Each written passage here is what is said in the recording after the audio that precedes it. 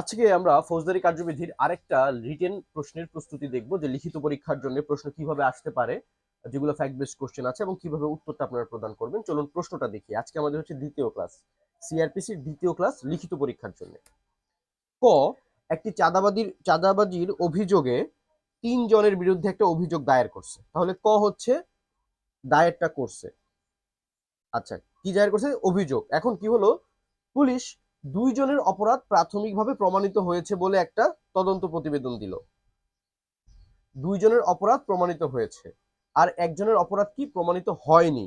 এখন যেহেতু একজনের অপরাধ প্রমাণিত হয়নি, বাট কয়ের অভিযোগ হচ্ছে যে ৩ জনই এই অপরাধটা করেছে, তাহলে ক কি বলবে? যে আদালত আপনি আবার অধিকতর তদন্ত করুন। তো সেম কাজটা করলো, যে ক অধিকতর তদন্ত চায়, এবং এই অধিকতর তদন্ত চাওয়ার পর আদালত কি করলো? এটাকে নামঞ্জুর করে দিল, যে না, আপনার অধিকতর তদন্তের প্রয়োজন নাই। তাহলে আদালত কি করে দিল? নামঞ্জুর করে দিল। অধিকতর তদন্ত কোথায় আছে সেটা আপনারা জানেন তো? অধিকতর তদন্ত হচ্ছে ১৭৩-এর ৩-এর খতে। আচ্ছা, ১৭৩-এর ৩-এর খ অনুযায়ী সে অধিকতর তদন্ত চাইলো, বাট আদালত নামঞ্জুর করে দিল। এখন ক এর প্রতিকারটা কি? ক আসলে কি রেমেডি পাবে the code of criminal procedure অনুযায়ী? এটা হচ্ছে আমাদের প্রশ্ন। চলুন আমরা একটু ঠান্ডা মাথায় চিন্তা করি। এই যে একটা আদেশ দিল, এই যে একটা সিদ্ধান্ত জানালো, এই যে একটা দণ্ড দিল, যাই দিল না কেন, নিম্ন আদালত যে কোনো দণ্ড দেখ, আদেশ দেখ বা রায় দেখ, নিম্ন আদালত যে কোনো দণ্ড, আদেশ বা রায় দেখ, আমরা একটু এখানে সুন্দরভাবে লিখি।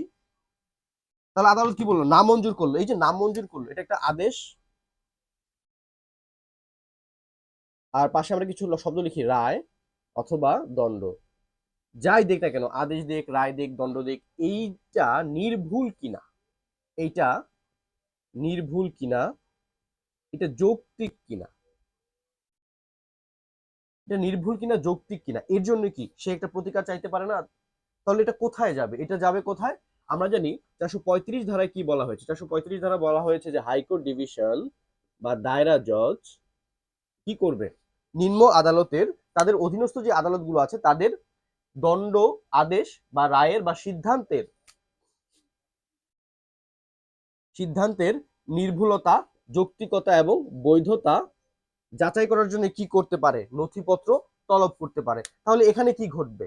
আপনি কিন্তু প্রশ্ন দেখে ঘাবড়ে যাওয়ার কিছু নাই, যে আপনার সিআরপিসি যতগুলো সেকশন আপনি পড়েছেন, আপনার বেসিকের সাথে মিল রেখে কোনো না কোনো সেকশনের মধ্যে কিন্তু পড়ে যায়। তাহলে আপনি যদি নর্মালি চিন্তা করেন, আমি যে সিকোয়েন্সটা দেখালাম, যে তাহলে এই যে একটা রায় দিল বা আদেশ দিল বা সিদ্ধান্ত জানালো, এটা আপনার পছন্দ হয় নাই, তাহলে আপনি সরাসরি রিভিশন করবেন ৪৩৫ ধারায়, হাইকোর্ট ডিভিশন বা দায়রাতে। এটা হচ্ছে আপনার প্রথম কথা।